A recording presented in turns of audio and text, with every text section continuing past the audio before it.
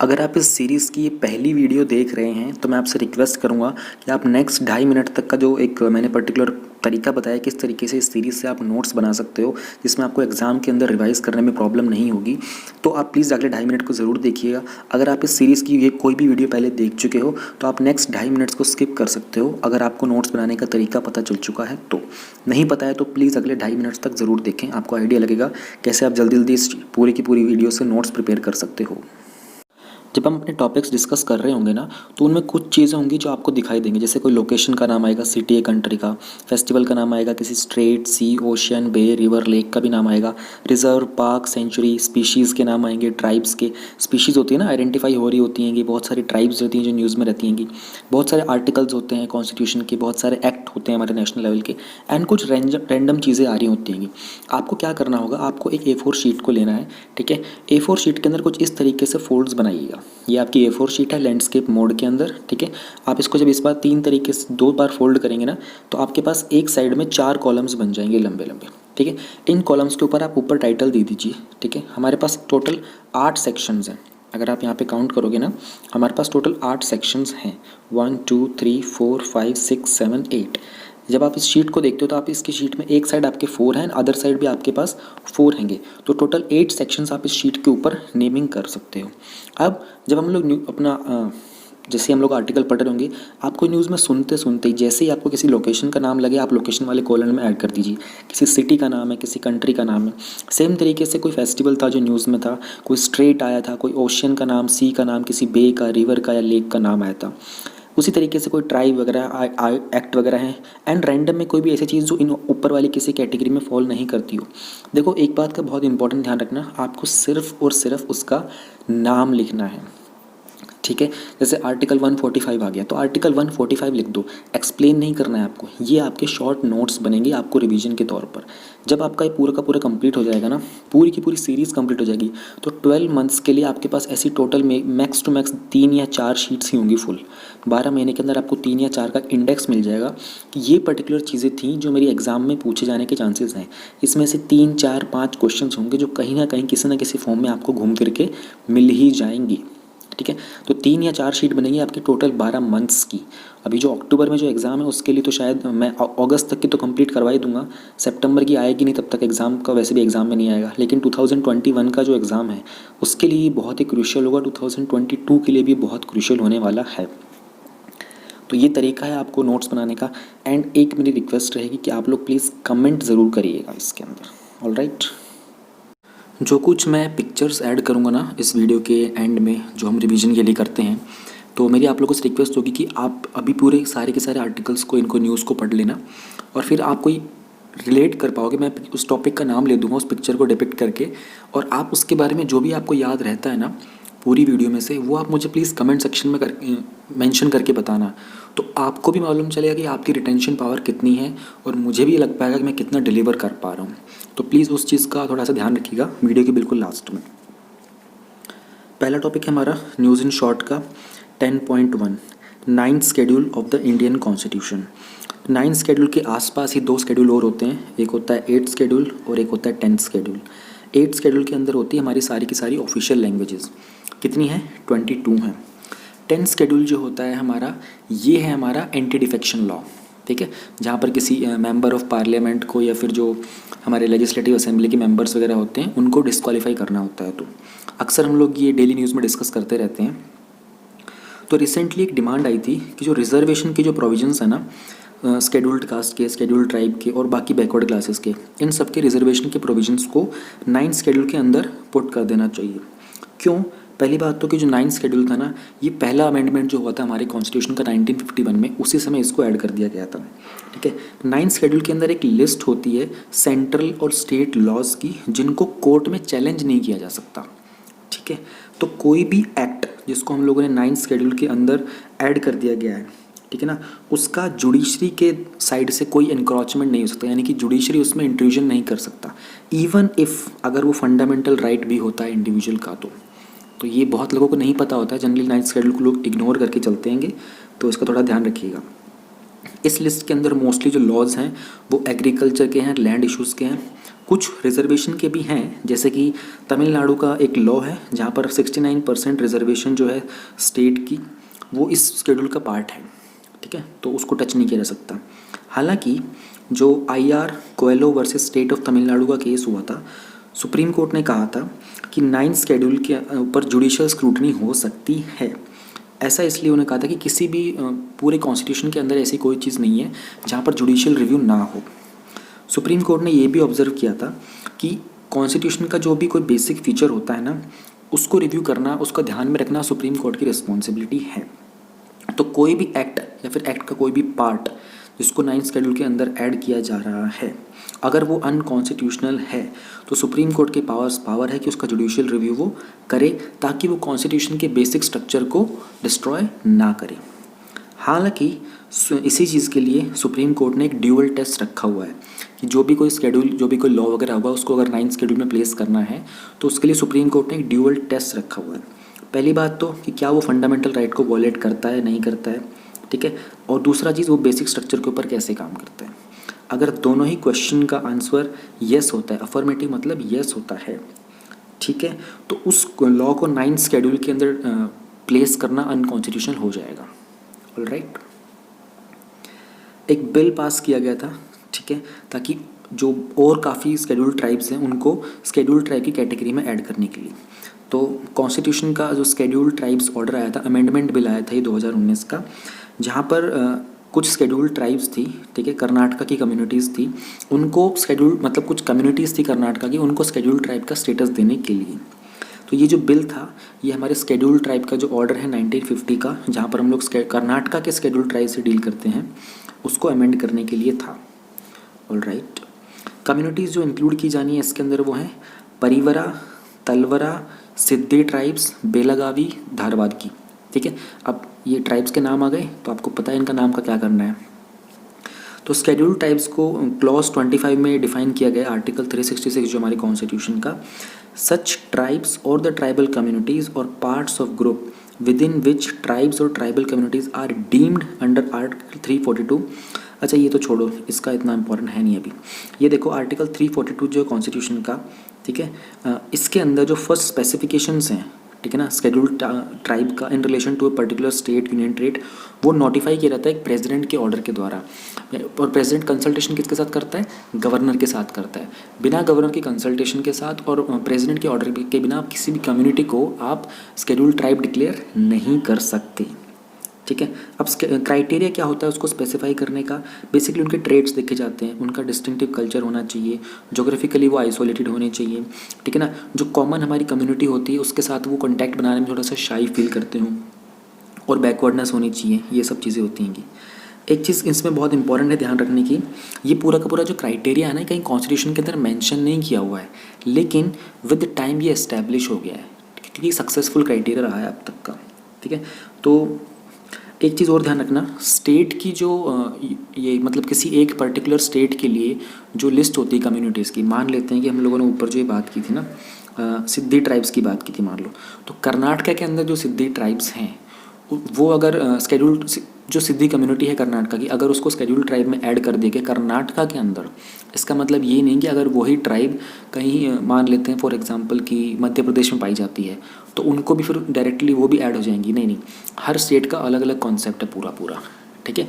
इसलिए जो प्रेसिडेंट होते हैं उस पर्टिकुलर स्टेट के गवर्नर के साथ कंसल्ट करके इनको ऐड करते हैं।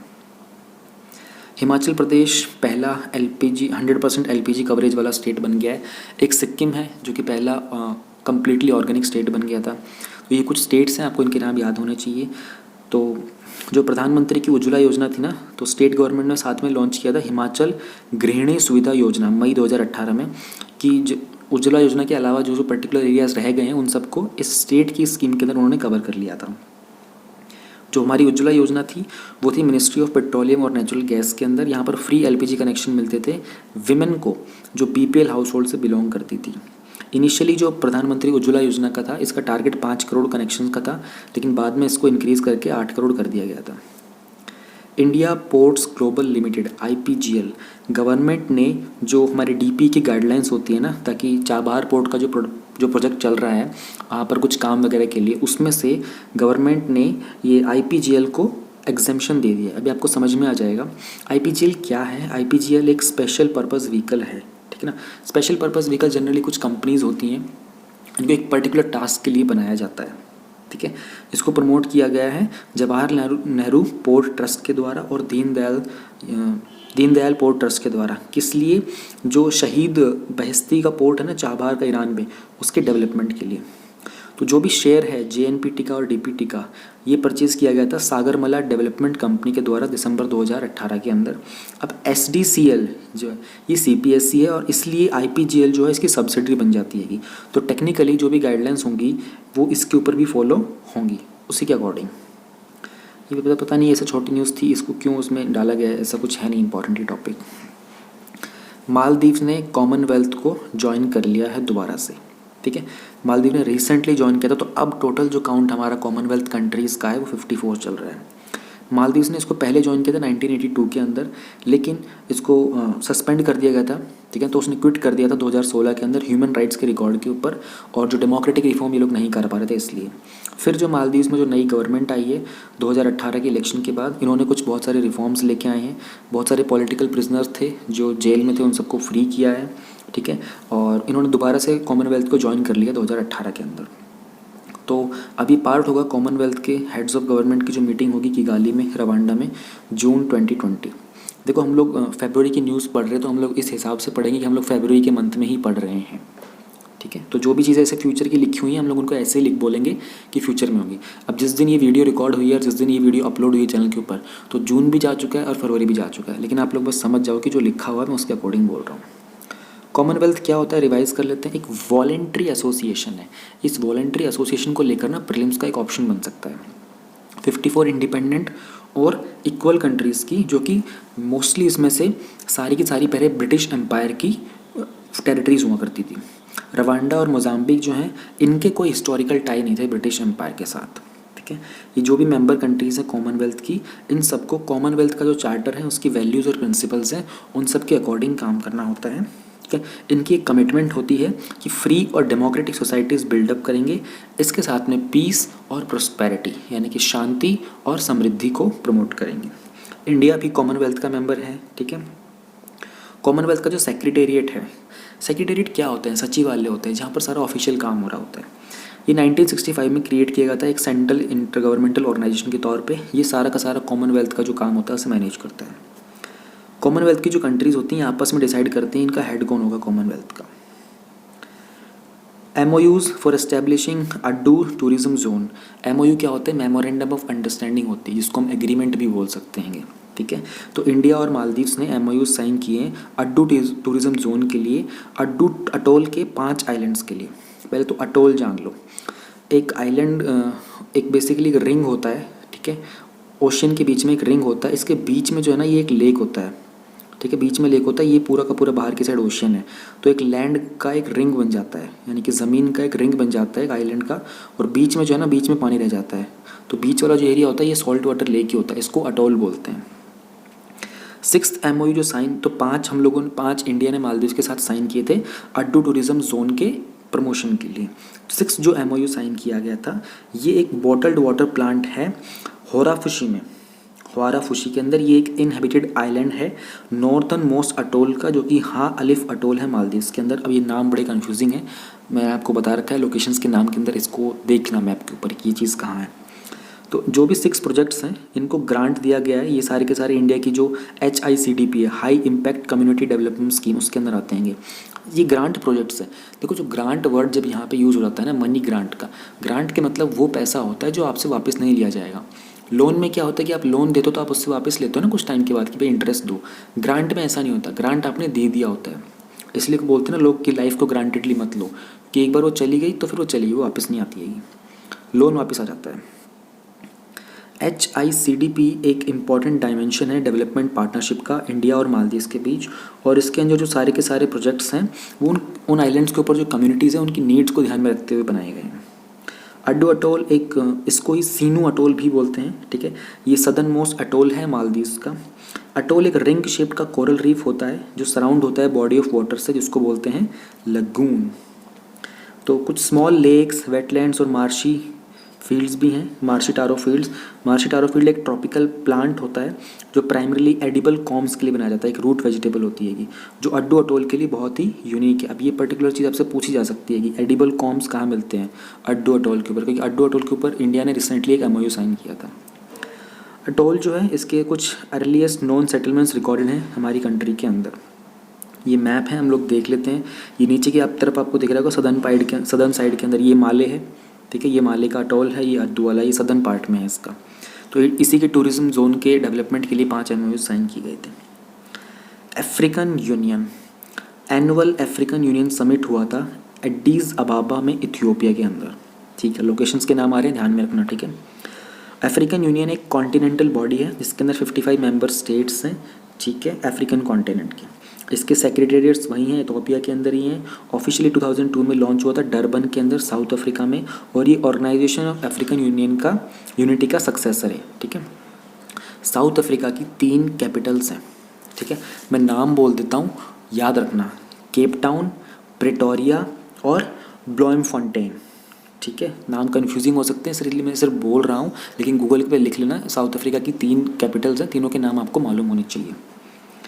ऑलराइट, जो अफ्रीकन यूनियन है इसको गाइड करता है, इसका जो विजन है, an integrated prosperous and peaceful Africa driven by its own citizens and representing a dynamic force in the global arena.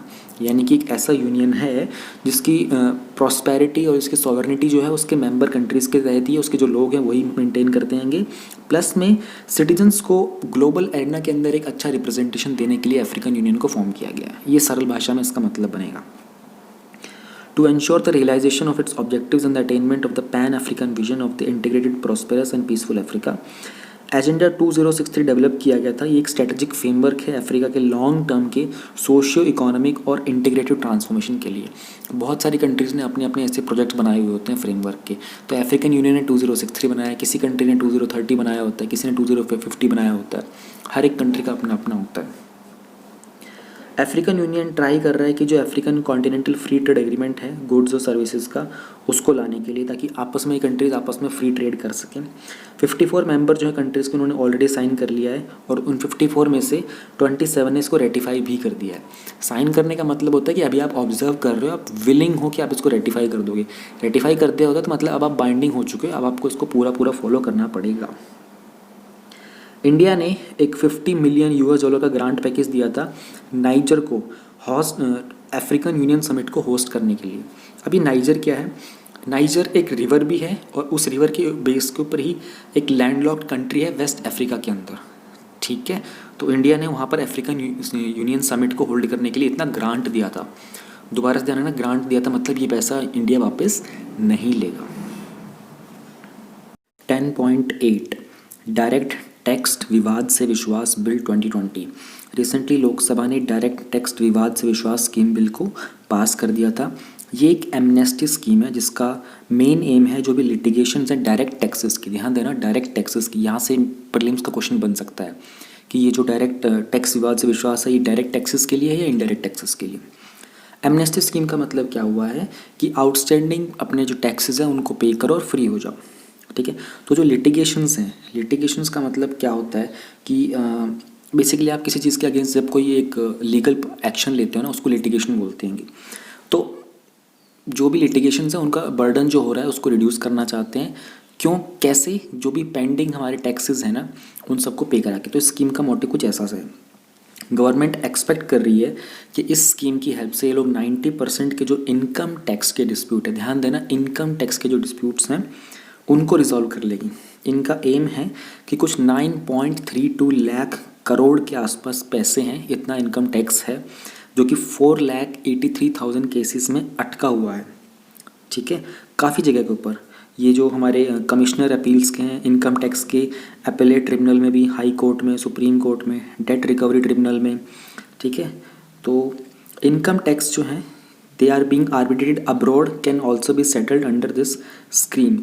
यानी कि ऐसा कोई टैक्स का केस है जिसको इंडिया से बाहर ले जाया गया है अगर किसी पर्टिकुलर आर्बिट्रेरी मैकेनिज्म के लिए, कि वहाँ पर इसको सुलझाया जाए, उनको भी इस पर्टिकुलर स्कीम के अंदर सुलझाया जा सकता है। इस बिल में इन्होंने ऑफ़र क्या किया है, एक डेट दी थी 31 मार्च की, कि तब तक आप अपना पेंडिंग इनकम टैक्स पे कर दो, उसके ऊपर जो भी लगा हुआ इंटरेस्ट पेनल्टी है ना, वो सारा का सारा आपका वेव ऑफ कर दिया जाएगा, मतलब माफ़ कर दिया जाएगा। लेकिन अगर आप 31 मार्च तक पे नहीं करते हो तो 1 अप्रैल के बाद उसके ऊपर एडिशनल 10% चार्ज और लगेगा। लास्ट ईयर गवर्नमेंट ने इंट्रोड्यूस किया था सबका विश्वास scheme, legacy dispute resolution scheme.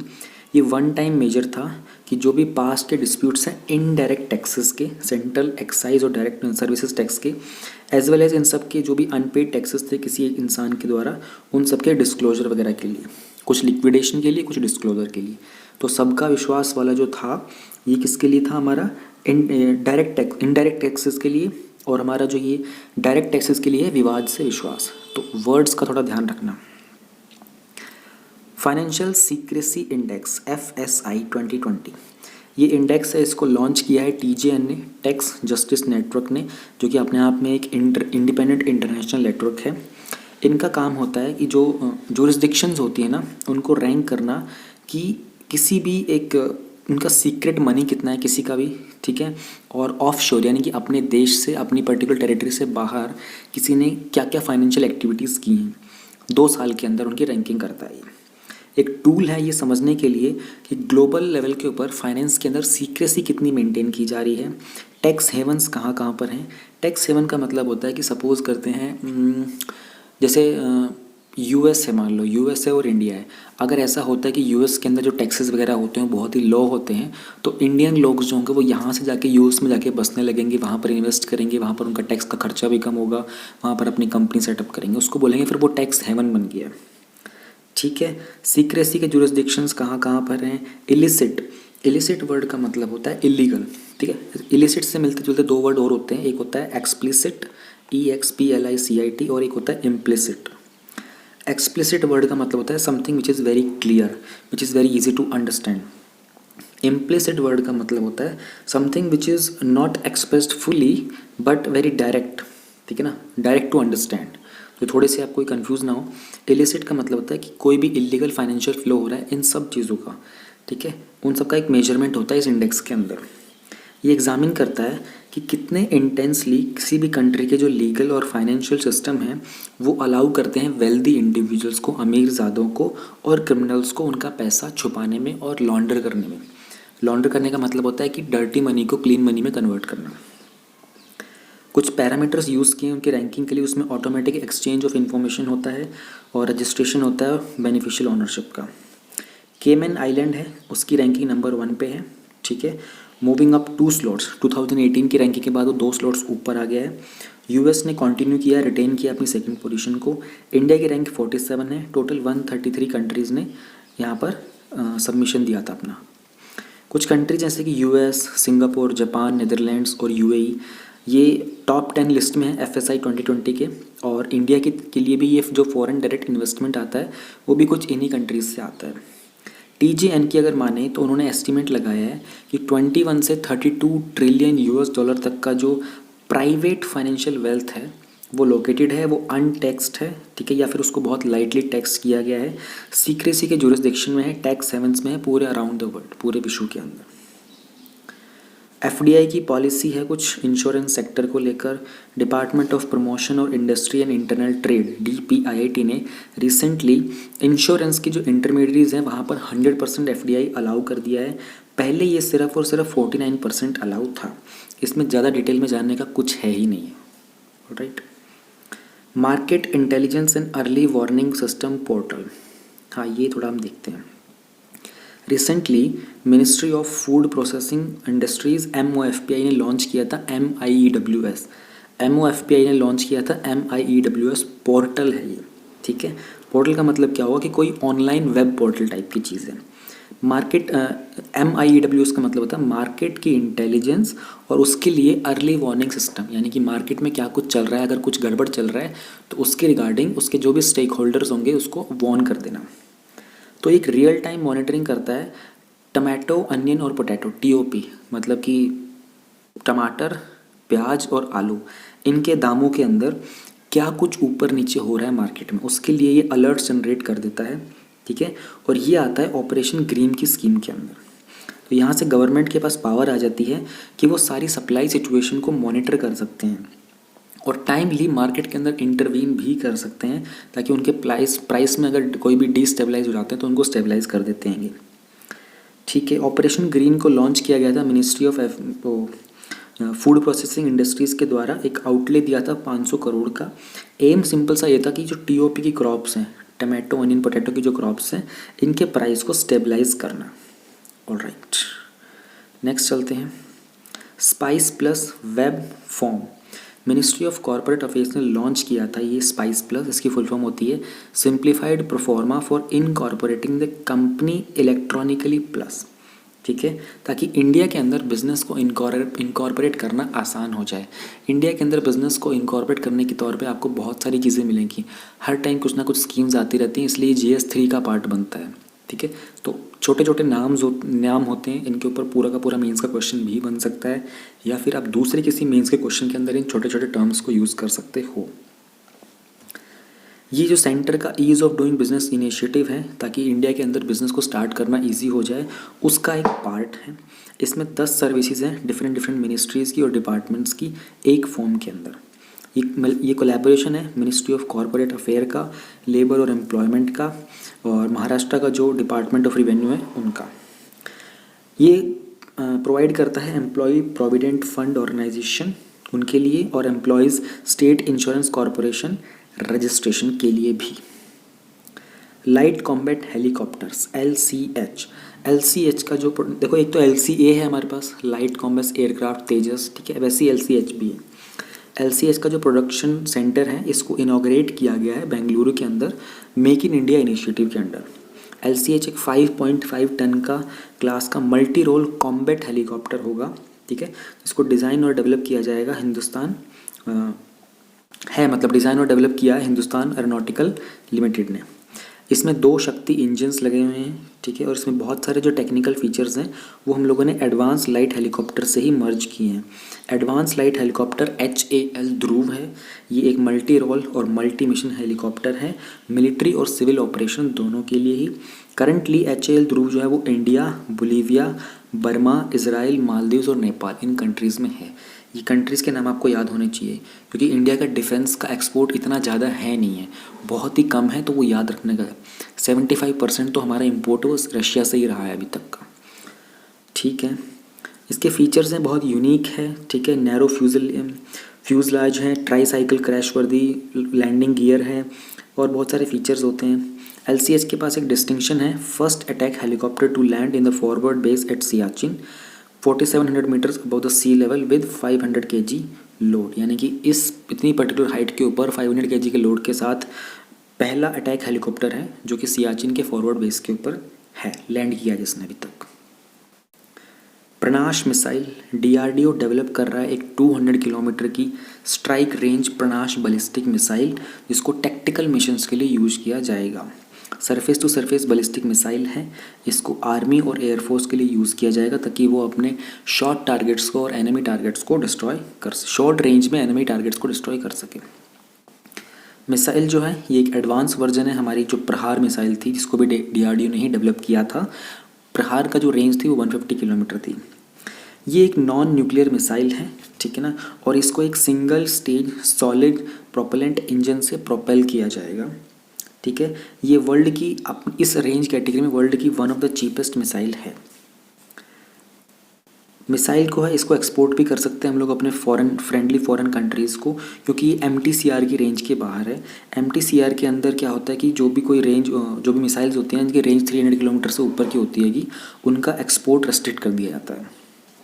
कुछ मिलिट्री एक्सरसाइजेज वगैरह हुई थी, संप्रीति 9, इंद्रधनुष 2020 और अजय वॉरियर 2020। इनके नाम आप लोगों को मालूम होने चाहिए, क्योंकि आप ये इंटरनेशनल क्वेश्चंस के अंदर कोई मेंस में कोई आएगा ना इंटरनेशनल रिलेशन का कोई क्वेश्चन, वहाँ पर आप इनके नाम यूज़ करके बहुत ही अच्छा एक एग्जाम्पल सेट कर सकते हो। संप्रति जो है वो इंडिया और बांग्लादेश की है, रिसेंटली उमरोई मेघालय में हुई थी। इंद्रधनुष जो है वो इंडियन एयरफोर्स और UK की जो एयरफोर्स है वहाँ पे उन दोनों की है, रिसेंटली उत्तर प्रदेश के हिंडन में हुई थी ये। Ajay warrior joint military exercise है इंडिया की और UK की, रिसेंटली ये सैलिसबरी प्लेन्स में हुई थी UK के अंदर। Biofuel from the micro organisms, recently international centre for the genetic engineering and biotechnology, उनके साइंटिस्ट ने एक मेथड डेवलप किया है ताकि जो मरीन के माइक्रो ऑर्गेनिज्म है उनके अंदर शुगर कंटेंट की ग्रोथ रेट को इंक्रीज़ कर सकते हैं। तो उन्होंने सक्सेसफुली इंजीनियर किया है एक मरीन साइनोबैक्टीरियम को जिसका नाम है साइनेचोकोकस SPPCC 7002। अब ये नाम बड़ा अजीब है, लेंदी है, लेकिन ये रैंडम वाली अपनी लिस्ट में कॉर्नर में डाल देना कि आपको पता रहे कि क्योंकि ये बायोटेक्नोलॉजी की चीज़ है ना, तो ऐसे आते हैं ये फ्यूचरिस्टिक डेवलपमेंट के क्वेश्चंस आते हैं उसके अंदर। तो इन्होंने नोटिस किया कि उसमें बहुत ही हायर ग्रोथ रेट देखने को मिली थी शुगर कंटेंट की सेल्स की, ठीक है, जिसके कारण बायोफ्यूल की प्रोडक्शन को इंक्रीज़ किया जा सकता है। जनरल जो शुगर आती है वो फोटोसिंथेसिस से आती है प्लांट के अंदर, जहाँ पर कार्बन डाइऑक्साइड को एक बायोलॉजिकल कंपोनेंट में कन्वर्ट कर दिया जाता है, जैसे कि शुगर, प्रोटीन और लिपिड। फोटोसिंथेसिस का आप लोगों को याद होगा ना, हम लोग स्कूल टाइम में एक वो केमिकल फार्मूला पढ़ा करते थे, 6CO2 + 6H2O in the presence of sunlight and water forms C6H12O6 + 6O2। ये तो हम लोगों ने 7th 8th 9th 10th हर क्लास में पढ़ाई था, तो ये तो हर स्ट्रीम के बच्चों को याद ही होगा। हावेवर साइनोबैक्टीरिया जो ब्लू ग्रीन एल्गी है ये भी फोटोसिंथेसिस परफॉर्म करता है और शुगर प्रोड्यूस करता है bye fixing carbon dioxide in the atmosphere. Further जो साइनोबैक्टीरियल बायोमास है ये नाइट्रोजन सोर्स होता है in the form of proteins. अब देखो ये चीज़ें याद तो रहती ही नहीं है, इसलिए मैं आपको बोल रहा था कि ऐसे नाम किस इंस्टीट्यूट से है ये चीज़ें के बस कीवर्ड्स के नोट्स बना लिया करो। तो क्या होगा कि सडनली आपको जब एग्जाम में से जाने से पहले इंडेक्स को रिवाइज करके जाओगे ना, तो something will click on your mind और आप ऑप्शंस एलिमिनेट कर पाओगे, इसलिए मैं इंडेक्सिंग वाले नोट्स बनाने को बोलता हूँ। बायोफ्यूल एक हाइड्रोकार्बन फ्यूल होता है जिसको ऑर्गेनिक मैटर से प्रोड्यूस किया जाता है। ICGEB के बारे में थोड़ा सा देख लेते हैं। एक इंटर गवर्नमेंटल ऑर्गेनाइजेशन है, एक स्पेशल प्रोजेक्ट था यूनाइटेड नेशन के IDO का, इंडस्ट्रियल डेवलपमेंट ऑर्गेनाइजेशन का 1983 में, उसके तहत इसको एस्टेब्लिश किया गया था। 3 कॉम्पोनेंट लेबोरेटरीज हैं इसकी, 3 जगह पर, लोकेशंस याद रखना, ट्रिस्टे, न्यू दिल्ली और केप टाउन, साउथ अफ्रीका में। देखो इसी एक टॉपिक के अंदर साउथ अफ्रीका 2 बार आ चुका है, एक अफ्रीकन यूनियन में और एक इसके ICGEB के लोकेशन के लिए, पर्टिकुलर एक कॉम्पोनेंट लेबोरेटरी के लिए। ये 1994 में फुली ऑटोनमस हो गया था और 46 लेबोरेटरीज रन कर रहा है एक इंटरेक्टिव नेटवर्क के फॉर्म में 65 मेंबर स्टेट्स के अंदर। ये ऑपरेट करता है यूनाइटेड नेशन के कॉमन सिस्टम के साथ, कॉमन सिस्टम के अंदर एज वहाँ पर एक centre for excellence for research, training, technology transfer to industry and promote sustainable growth development के बेस पे वहाँ पर ये काम करता है। नदर्न यूरोपियन एनक्लोजर डैम, ये बड़ी इंटरेस्टिंग चीज़ है, मज़ा आएगा पढ़ के। पहले तो एक हल्का सा मैप देख लो, ठीक है, ये यूरोपियन मैप है, ठीक है, आपको नॉर्वे दिखाई दे रहा होगा, आपको स्कॉटलैंड दिखाई दे रहा होगा, आपको फ्रांस दिखाई दे रहा होगा। यहाँ पर नीड साउथ है, यहाँ पर नीड नॉर्थ है, ये हमारा नॉर्थ सी है, ये बर्मिंघम है, ये लंदन है, ये ली हावे वगैरह है, ये लोकेशंस के नाम है। तो नीड क्या है, रिसेंटली जो डच गवर्नमेंट है, अभी डच क्या है, डच नेदरलैंड्स के लोगों को बोलते हैं। एक्चुअल में क्या है ना, ये लोग एथनिक जर्मन है, जर्मनी एथनिक बोल सकते हो आप इनको, पर इनका जो नेटिव नेशन है वो नेदरलैंड्स है, तो ये डच होते हैं। ये इन्होंने एक प्रपोजल दिया है कि ये 2 मेगा डैम्स बनाना चाहते हैं जो सेपरेट करेंगे नॉर्थ सी को अटलांटिक सी से। नॉर्थ सी दिखाई दे रहा है, अटलांटिक सी किधर हो गया, इधर को हो गया, ठीक है, तो ये हो गया एक नीड नॉर्थ और ये हो गया एक नीड साउथ। ये 2 ऐसे मेजर डैम्स बनाना चाहते हैं जो नॉर्थ सी को अटलांटिक सी से सेपरेट करेगा। क्योंकि वो ये कह रहे हैं कि जो राइजिंग सी लेवल्स है ना, उसके कारण नॉर्थ सी के अंदर पानी ज़्यादा आएगा, यहाँ के कोस्टल रीजन, कोस्टल कम्युनिटीज़ को सबमर्ज होने का खतरा है, इसलिए।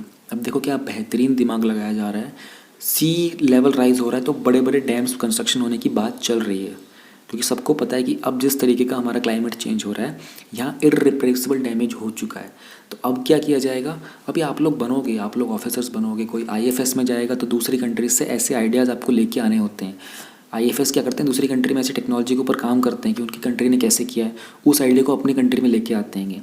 IAS वगैरह का काम क्या होता है, ऐसे प्रपोजल्स बना करके सेंट्रल गवर्नमेंट को पुश करना कि ये चीज़ें सेटअप की जाएँ। तो क्या इंडिया में भी ये चीज़ हो सकती है? हाँ देखो, सी लेवल राइज होगा तो जो भी कोस्टल एरियाज़ होंगे सारे के सारे सबमर्ज होंगे 2050 तक, 2100 तक।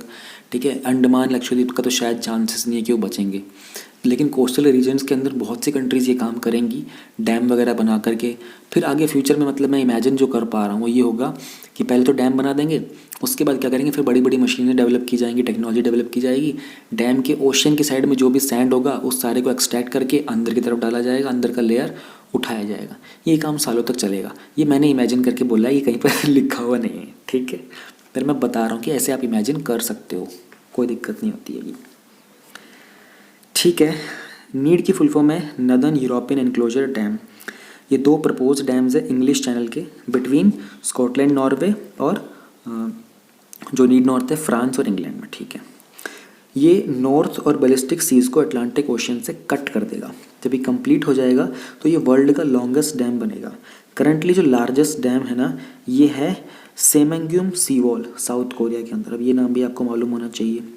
ओके, नीड में एक कंबाइंड इसकी जो वॉल्यूम होगी वो 36.2 किलोमीटर क्यूब की होगी और इसको पूरा बनाने में 51 बिलियन टन ऑफ सैंड चाहिए होगी, जो कि अपने आप में बहुत ज़्यादा है। तो तकरीबन 1 ईयर की जो वर्थ होती है ग्लोबल सैंड यूज़ की उसके इक्वल है। इनसे ये लोग कोस्टल कम्युनिटीज़ को प्रोटेक्ट करेंगे 15 कंट्रीज़ की, और तकरीबन 55 मिलियन पीपल को ये लोग सेव करेंगे सी लेवल राइज से। कंसर्न क्या होता है, नॉर्थ सी के डैम बनाने से वहाँ पर बहुत सारे इंपॉर्टेंट चेंजेस आएंगे वहाँ के टाइडल एम्पलीट्यूड्स के अंदर, दोनों ही साइड में।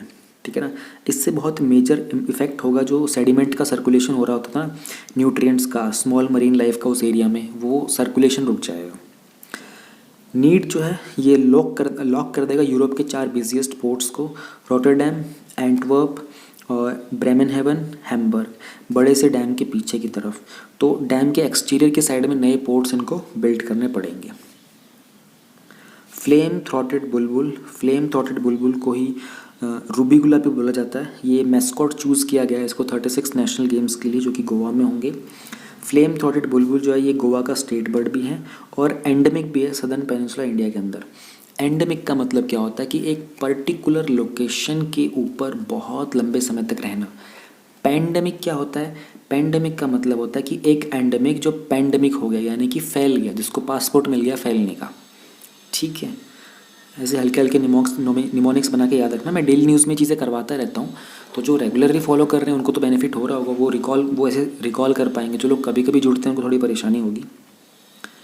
ये जो बर्ड है इसकी जो हैबिट देखो, ऐसे कोई बर्ड स्पीशीज़ वगैरह कुछ भी आ गए, कोई एनिमल आ गया ना, इनके बारे में क्या क्या जानोगे। इसका हैबिटेट क्या है, कौन से सेंचुरी पार्क में मिलता है, इनका IUCN स्टेटस क्या है, जो साइट्स का स्टेटस क्या है, वाइल्ड लाइफ प्रोटेक्शन एक्ट का स्टेटस क्या है, ये सारी चीज़ें आपको याद रखनी होती है। इनसे क्वेश्चन बने हैं, प्रीवियस ईयर के खोल के देखोगे बहुत क्वेश्चन बने हैं, बहुत क्वेश्चन बनते हैं इनके ऊपर। सेम चीज़ के ऊपर मान लो इस बार इसके हैबिटेट के बारे में पूछ लेंगे, अगली बार इसका स्टेटस के बारे में पूछ लेंगे, अगली बार पूछ लेंगे कि किसी के अंदर मैस्कॉट में कहाँ यूज़ किया गया था। ऐसे एक ही टॉपिक के ऊपर ना कई कई मल्टीपल क्वेश्चन बनते हैं, इसलिए प्रीवियस ईयर के क्वेश्चन पढ़ के देखो, आपको बहुत कुछ मिलेगा। तो इनका हैबिटेट होता है Rocky area, scrub covered hills, mostly eastern Ghats में और सेंट्रल पेनिनसुला इंडिया के अंदर, और कुछ प्लेसेस जो वेस्टर्न घाट्स की हैं। लोकली डिस्ट्रीब्यूटेड होते हैं ये सदर्न आंध्र प्रदेश में, ईस्टर्न कर्नाटका, गोवा, उड़ीसा, ईस्टर्न केरला और नदर्न तमिलनाडु में। अब ऐसे भी क्वेश्चन आए हैं प्रीलिम्स के अंदर 2013, 14, 15 के आसपास आप देखोगे ना, तो ऐसे क्वेश्चन आए हैं कि किस पर्टिकुलर स्टेट के अंदर ये वाला एनिमल बर्ड मिलता है, नहीं मिलता है। तो ये शेड्यूल 4 में आता है, ठीक है, वाइल्ड लाइफ प्रोटेक्शन एक्ट के, और IUCN के स्टेटस में लीस्ट कंसर्न होता है। नेशनल गेम्स के बारे में भी देख लेते हैं। इंडियन ओलंपिक गेम्स जो हैं, ठीक है, ये हुए थे as national games. Indian Olympic games को एज नेशनल गेम्स होल्ड किया जा रहा है 1940 से।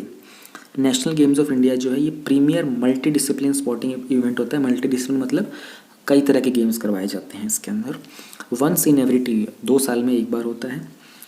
Although the periodicity of the national games is 2 years, it is not allowed to coincide with the year scheduled for। जब ओलंपिक्स और Asian games होते हैं तो उस साल इनको कोलाइड नहीं करने दिया जाता है। ड्यूरेशन और जो रेगुलेशन होती है नेशनल गेम्स की, ये इंटायरली अपना खुद का जुरिस्डिक्शन होता है इंडियन ओलंपिक एसोसिएशन का, वो डिसाइड करते हैं कब होंगे कब नहीं होंगे। अर्थ-गंगा पहली मीटिंग हुई थी नेशनल गंगा काउंसिल की। प्राइम मिनिस्टर उन्होंने अर्ज किया था कि एक होलिस्टिक थिंकिंग प्रोसेस होना चाहिए जहाँ पर नमामि गंगा को हम लोग इवॉल्व करेंगे अर्थ गंगा में। एक सस्टेनेबल डेवलपमेंट मॉडल होगा जहाँ पर जो गंगा के जो रिवर के जो बैंक्स हैं ना, जो किनारे हैं, वहाँ पर इकोनॉमिक एक्टिविटी को सस्टेनेबल डेवलपमेंट मोड के तहत इंक्रीज़ किया जाएगा। Economic activity in sustainable development mode, ध्यान रखना, पॉल्यूट करने की बात नहीं कर रहे हैं, सस्टेनेबल डेवलपमेंट मोड से इकोनॉमिक एक्टिविटी इंक्रीज़ कर रहे हैं। तो इस प्रोसेस के पार्ट में फार्मर्स को इनक्रेज करेंगे कि वो सस्टेनेबल एग्रीकल्चर में इन्वॉल्व हों और ज़ीरो बजट फार्मिंग करें। इंफ्रास्ट्रक्चर किया जाएगा वाटर स्पोर्ट्स के लिए, कैंप साइट्स डेवलप करेंगे, साइकिलिंग, वॉकिंग ट्रैक्स, ये सब स्टार्ट किए जाएंगे। प्रायोरिटी दी जाएगी वुमेन के सेल्फ हेल्प ग्रुप्स को और एक्स सर्विसमैन की ऑर्गेनाइजेशंस को। हाइब्रिड टूरिज्म का पोटेंशियल है of the river basin area, 4 purpose, for religious purpose के लिए भी और एडवेंचर टूरिज्म के लिए भी। डिजिटल डैशबोर्ड क्रिएट करेंगे जहाँ विलेजेस का डेटा होगा, अर्बन बॉडीज़ का, ये मॉनिटर किया जाएगा डेली बेसिस के ऊपर। किसके द्वारा? नीति आयोग और मिनिस्ट्री ऑफ जल शक्ति के द्वारा। मिनिस्ट्री ऑफ जल शक्ति जो है ना, ये 2019 में ही बनी है, रिसेंट की ही मिनिस्ट्री है। और इससे पहले एक वो 2 मिनिस्ट्री थी, उनको मर्ज करके बनाया गया था। एक तो थी मिनिस्ट्री ऑफ ड्रिंकिंग वाटर और सैनिटेशन, दूसरी थी ministry of water resources, river development and Ganga rejuvenation. दोनों को मिक्स मर्ज करके एक मिनिस्ट्री बना दी, मिनिस्ट्री ऑफ जल शक्ति। ऐसे काम अच्छे काम होते हैं क्योंकि इतने बड़े बड़े 2 अलग अलग डिपार्टमेंट थे, दोनों के नाम भी इतने लंबे लंबे बोरिंग थे, सिंपल रख दिया जल शक्ति। ये होते हैं अच्छे काम। तो एज ए ब्यूरोक्रेट आप लोगों को ऐसे ही काम करने हैं भविष्य में। सेंगचुंग बुगुन विलेज कम्युनिटी रिजर्व एक कम्युनिटी रिजर्व है, इसको लॉन्च किया गया है बुगुन कम्युनिटी के द्वारा, जो कि अरुणाचल प्रदेश के सेंगचुंग विलेज से हैं। ठीक है, इन्होंने हाथ मिलाया है फॉरेस्ट डिपार्टमेंट के साथ। ये eagle nest wild life century जो कि असम के तेजपुर है, उसके बॉर्डर एरिया के ऊपर सिचुएटेड है। जो लोकल बुगुन ट्राइब है, इन्होंने सपोर्ट किया है कि एक कम्युनिटी रिजर्व बनाना चाहिए जहाँ पर जो वहाँ का जो क्रिटिकली एंडेंजर्ड बर्ड है ना, बुगुन लियो चिचला, अभी अजीब सा ही नाम है यार, पर नाम तो याद रखना पड़ेगा आपको, देख लो, बुगुन लियो चिचला, सिचला या चिकला, मैं खुद भी प्रोनाउंस करने में काफ़ी कंफ्यूज हो रहा हूँ, ये सिकला बोला जाएगा, चिकला बोला जाएगा, पर उन्होंने इस पर्टिकुलर बर्ड को प्रिजर्व करने के लिए फॉरेस्ट डिपार्टमेंट वगैरह के साथ बात की है कि एक ऐसा कम्युनिटी का रिजर्व बना जाए। सिर्फ इसके 20 पेयर्स ही बचे हैं वर्ल्ड के अंदर, और ये सारे के सारे उस eagle nest wild life century के आसपास रहते हैं। ये जो एरिया है, दिस इज़ होम टू बहुत यूनिक फ्लोरा फोना वहाँ देखने को मिलेगा। रेड पांडा भी देखने को मिलता है, क्लाउडेड लेपर्ड भी, और कुछ 500 बर्ड स्पीशीज़ भी आपको मिलेंगे। तो it has been accorded the same legal protection as a wild life sanctuary and the community reserve received in the India biodiversity award for the conservation of wild life species 2018। Largest subterranean fish, world की जो largest subterranean मतलब क्या होता है कि something which occurs under the earth surface, earth की सतह, धरती की सतह के नीचे जो होता है ना, उसको सबटेरेनियन बोलते हैं। तो वर्ल्ड की ऐसी लार्जेस्ट फिश मिली है जो धरती की सतह के नीचे होती है। ठीक है, एक मेघालय के जैंतिया हिल्स का एक रिमोट फॉरेस्टेड एरिया है, रिमोट मतलब काफ़ी दूर तक, जहाँ पहुँचना काफ़ी मुश्किल होता है। 40 सेंटीमीटर लॉन्ग है, ठीक है, और नियरली 5 टाइम्स है जो मीन लेंथ होती है सारी की, मतलब सब टेरेनियन फिश जितनी भी मिलती हैं ना अभी तक जो मिली हैं, उनकी एक मीन लेंथ होती है, मीन लेंथ मतलब एक एवरेज लेंथ होती है, तो उसकी 5 टाइम्स है। अब ये 5 टाइम्स 40 सेंटीमीटर है उसकी, तो यानी कि मीन लेंथ कितनी होगी? 8 5 40 होता है ना, 8 5 40, तो सबकी मीन लेंथ तकरीबन 8 सेंटीमीटर की थी। अब ये अपने आप में ऑलमोस्ट ब्लाइंड स्पीशीज़ है। और ये गोल्डन मसीर जो कि तोर पुती तोरा, अब ये नाम देखो फिर से बड़े कॉम्प्लिकेटेड है, बट प्लीज़ इनको याद रखना, रैंडम वाले कॉर्नर में इनको ऐड करते चलना, ये उससे थोड़ी सी सिमिलर है। सब टेरेनियन इकोसिस्टम्स जो हैं इनको बहुत ही एक्सट्रीम और हाई स्ट्रेस एनवायरनमेंट कंसिडर किया जाता है। इनमें डार्कनेस होती है, ट्रंकेटेड फूड वेब्स होते हैं, फूड की स्कार्सिटी होती है। ठीक है, इतना ही काफ़ी है अभी इसमें। माउंट एकोनकागुआ ये हाईएस्ट पीक है आउटसाइड एशिया, जो कि एंडीज़ माउंटेन रेंज में है अर्जेंटीना के अंदर। न्यूज़ में इसलिए क्योंकि इंडिया के Kamya Karthikeyan has become the youngest girl in the world जिसने इसकी चढ़ाई की है। यंगेस्ट बनी है, फर्स्ट नहीं है। एंडीज़ माउंटेन का जो फॉर्मेशन हुआ था, वो जो सबडक्शन हुआ था ओशियनिक नाज़का प्लेट का साउथ अमेरिकन कॉन्टिनेंट के अंदर, तब उसके सबडक्शन के कारण ये एंडीज़ माउंटेन का फॉर्मेशन हुआ था। अब ये आप लोगों ने ज्योग्राफी में पढ़ा हुआ होगा कैसे कैसे माउंटेन्स बनते हैं। अगर 2020 के लिए प्रिपेयर कर रहे हो तो आई एक्सपेक्ट कि आपने ये सब पढ़ा होगा, नहीं पढ़ा है तो आपकी प्रिपरेशन अभी तैयारी पूरी नहीं है। अगर आप 2021 के लिए कर रहे हो तो you still have time, you need to study all this things. Danakil depression, अब ये Danakil depression north eastern Ethiopia में, ठीक है, जो कि अफार रीजन है, वन ऑफ द हॉटेस्ट और ड्राइएस्ट और लोवेस्ट प्लेस है अर्थ की, यानी कि सी लेवल से 100 मीटर बिलो है ये वाला एरिया जो है। ये जो डिप्रेशन है ये ओवरलैप करता है अर्ट्रिया, जिबूती और जो पूरा अफार रीजन है इथोपिया का उसके साथ। ये great east African rift valley का पार्ट है। जो नदर्न एंड है ग्रेट रिफ्ट वैली का, इसको सेपरेट किया जाता है लाइव वोल्केनोज के द्वारा रेड सी से। वहाँ पर ये प्लेन जो है इसका फॉर्मेशन हुआ था क्योंकि वहाँ पर इनलैंड जो वाटर बॉडी थी उसका इवेपोरेशन हो गया था। अब इसके जो भी वाटर इसमें दानाकिल में इवेपोरेट होता है तो जो वाटर एंटर करता है ना वो सारा का सारा इवेपोरेट कर जाता है।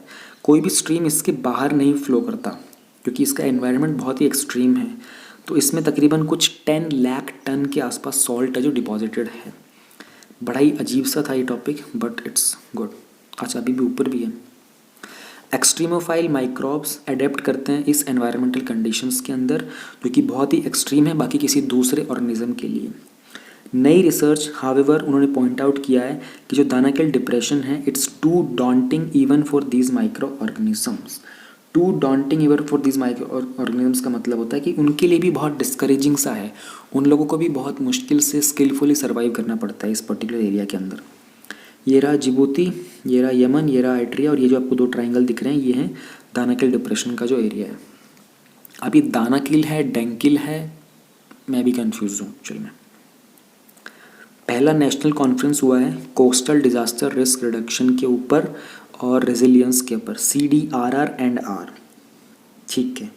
NIDM जो कि national institute of disaster management है, ये आता है मिनिस्ट्री ऑफ होम अफेयर्स के अंदर। इन्होंने ये कॉन्स्टिट्यूट हुआ था हमारा जो डिजास्टर मैनेजमेंट एक्ट है 2005 का, उसके अंडर एक कॉन्फ्रेंस ऑर्गेनाइज की गई थी NIDM के द्वारा दिल्ली के अंदर। कॉन्फ्रेंस का फोकस था कि ह्यूमन कैपेसिटी को बेटर अंडरस्टैंडिंग के लिए, स्पेशली कोस्टल डिजास्टर के रिस्क की बेटर अंडरस्टैंडिंग के लिए और वहाँ पर कुछ कोलैबोरेटिव एक्शन हो उसके लिए कैसे यूज़ किया जा सकता है। तो इन्होंने क्या किया कि इम्प्लीमेंट करेंगे प्राइम मिनिस्टर के 10 पॉइंट एजेंडा और सेंडाई फ्रेमवर्क जो है डिजास्टर रिस्क रिडक्शन का। अब देखो बड़ी काम की बात बताता हूँ तुमको। प्राइम मिनिस्टर का कोई 10 पॉइंट एजेंडा है, अभी मैंने देखा नहीं है, ठीक है, लेकिन मैं बता देता हूँ।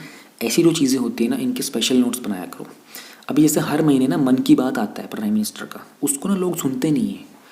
उसके अंदर गवर्नमेंट प्राइम मिनिस्टर क्या करते हैं मन की बात में, कभी तुम सुन के देखो ना, 30-40 मिनट का होता है मैक्सिमम, 30 मिनट का ही होता है एक्चुअली। उसमें वो कंट्री की बहुत सारी चीज़ों के ना एग्जाम्पल देते हैं, वहाँ पर ये हुआ, वहाँ पर ये हुआ, उनको थैंक यू बोलना, उनको बेस्ट विशेज़ देना। यहाँ से आपको केस स्टडीज़ और एग्जाम्पल बहुत अच्छे मिल जाएंगे। सिंस ये प्राइम मिनिस्टर ने मन की बात में बोले हैं जो कि नेशन वाइड है, ब्रॉडकास्ट हुआ है, तो ये बहुत सारे ब्यूरोक्रेट्स को, जो आपके प्रोफेसर्स होते हैं वो लोग भी इस चीज़ को सुनते हैं, ठीक है। आप उन्होंने कभी सुना होगा, आप वही एग्जाम्पल आंसर राइटिंग में लिख के आओगे, बहुत ही ब्रिलियंट होगा। महीने में एक ही उनकी वो आती है पब्लिकेशन, आई थिंक मैं महीने में एक आती है ना शायद, मेरे को पक्का नहीं पता है, तो महीने में एक आती होगी हाँ, या फिर सप्ताह में एक, ऐसा कुछ जो भी है। 30-40 मिनट की होती है, उसको सुन लिया करो, उसके नोट्स बना लिया करो। ऐसे में बहुत काम आएगा, बहुत ज़्यादा काम आएगा। GS 3 में भी काम आएगा, GS 4 में भी काम आएगा।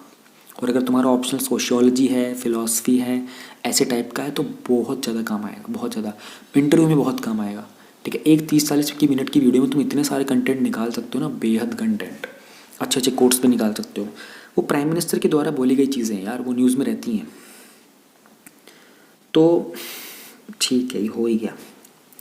एक है बिम्स्टेक DMAX 2020, ठीक है, जो सेकंड बे ऑफ बंगाल का इनिशिएटिव है। अब ये पूरी की पूरी फुल फॉर्म को ध्यान से देखना। Bay of Bengal initiative for the multi sectoral technical and economic cooperation. अब DMAX में डिजास्टर मैनेजमेंट एक्सरसाइज है। इसको 7 में से 5 कंट्रीज़ ने अटेंड किया था। थाईलैंड और भूटान ने नहीं किया था। किस किसने किया था? बांग्लादेश, इंडिया, म्यांमार, श्रीलंका और नेपाल ने।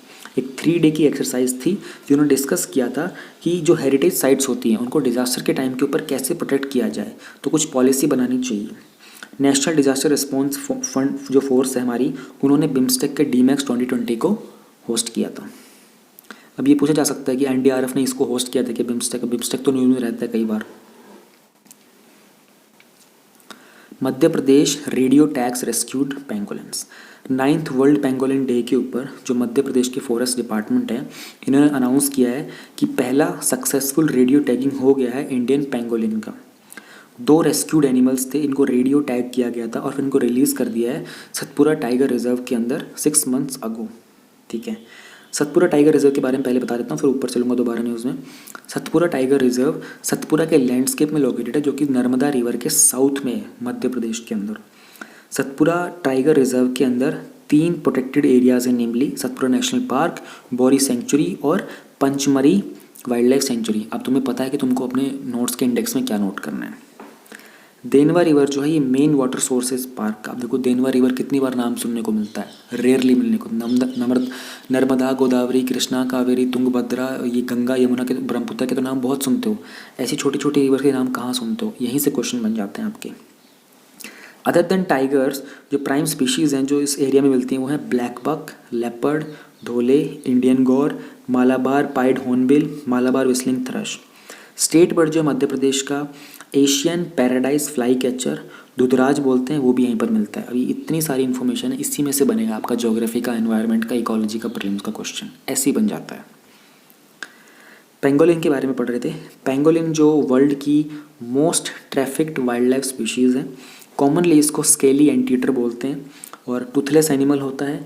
आर्मर होता है इसके ऊपर स्केल्स का, ठीक है ना, जो कि इसके डिसअपीयरेंस का फिर अब मेन कॉज बनता जा रहा है, क्योंकि ये एकमात्र ऐसा मैमल है, ठीक है, मैमल है जो अपने आप में फुली कवर्ड होता है स्केल्स के साथ। अब यहीं से भी कुछ आपका ऑप्शन एलिमिनेट कर सकते हो आप कहीं ना कहीं, पेंगोलिन के नाम पे, मैमल के नाम पे, ऐसा कुछ। 8 स्पीशीज़ होती है पेंगोलिन की, तो इंडिया के अंदर 2 मिलती हैं, इंडियन पेंगोलिन और चाइनीज़ पेंगोलिन। चाइनीज़ पेंगोलिन जो है ये नॉर्थ ईस्ट इंडिया में मिलेगा, हालांकि जो इंडियन पेंगोलिन है ये डिस्ट्रीब्यूट होता है बहुत सारे एरिया के अंदर, एक्सेप्ट जो एक्सट्रीम और एक्सट्रीम एरिड जोन्स है। एरिड जोन मतलब जो ड्राई एरियाज होते हैं, जहाँ पर जो रेनफॉल होती है बिल्कुल लेस होती है। तो एरिड जोन्स और हिमालय, नॉर्थ ईस्ट के अलावा बाकी सब जगह आपको इंडियन पेंगोलिन मिल जाएगा। मेजर थ्रेट जो है पेंगोलिन को इंडिया के अंदर, वो है उसका हंटिंग का और पॉचिंग का for the local consumptive use, यानी कि इसको जो लोकल के, जो ट्राइबल के जो लोग होते हैं, फिर लोकल भी जो आपके आसपास के लोग होंगे उनको भी, वो लोग भी इसको यूज़ करते हैं प्रोटीन सोर्स के लिए, ट्रेडिशनल मेडिसिन के लिए भी। अभी हंटिंग और पॉचिंग में डिफरेंस क्या होता है, कभी सोचा है? हंटिंग जनरली गवर्नमेंट अलाउ कर देती है कि कुछ पर्टिकुलर एरिया में पर्टिकुलर फोना के लिए, पर्टिकुलर एनिमल्स वगैरह के लिए। पॉचिंग होता है कि जब आप इलीगली उस काम को कर रहे होते हो, ठीक है। तो दोनों के ही केस के अंदर पेंगोलिन को क्या कहते हैं, कंज्यूम किया जाता है। इंटरनेशनल ट्रेड होता है इसका, इसके मीट के लिए, इसके स्केल्स के लिए, ईस्ट और साउथ ईस्ट एशियन कंट्रीज़ में, पर्टिकुलरली चाइना और वियतनाम में। इंडियन पेंगोलिन जो है ये एंडेंजर्ड कैटेगरी में आता है IUCN की रेड लिस्ट में, हालांकि जो चाइनीज़ पेंगोलिन है इंडिया में वो क्रिटिकली एंडेंजर्ड है।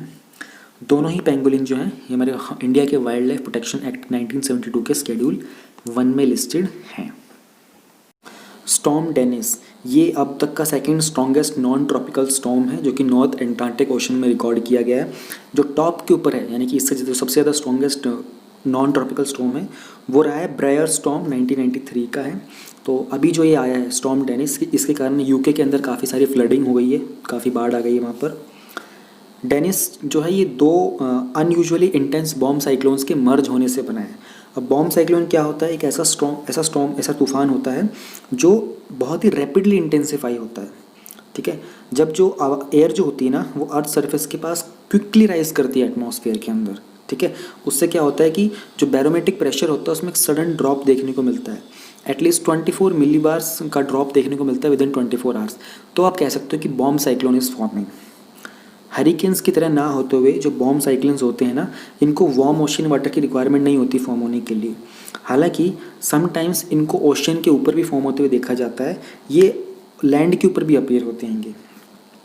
और अनलाइक हरिकेन्स जो बॉम्ब साइक्लोन्स हैं ये मिड लैटिट्यूड्स के अंदर अराइज करते हैं, ठीक है, जहाँ पर जो फ्रंट होता है वार्म और कोल्ड एयर का ये कोलाइड कर जाता है, ठीक है।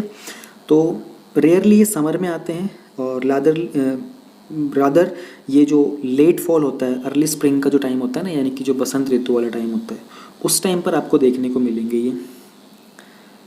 पारसी पॉपुलेशन के ऊपर रिसेंटली जो डेटा है पारसी पॉपुलेशन का कंट्री में, उसमें 233 का एक इंक्रीमेंट देखने को मिला है इनके काउंट के अंदर। एक जियो पारसी स्कीम लॉन्च की गई थी। जो पॉपुलेशन है पारसी की, ये एक नोटिफाइड माइनॉरिटी कम्युनिटी है under national commission of minorities act 1992।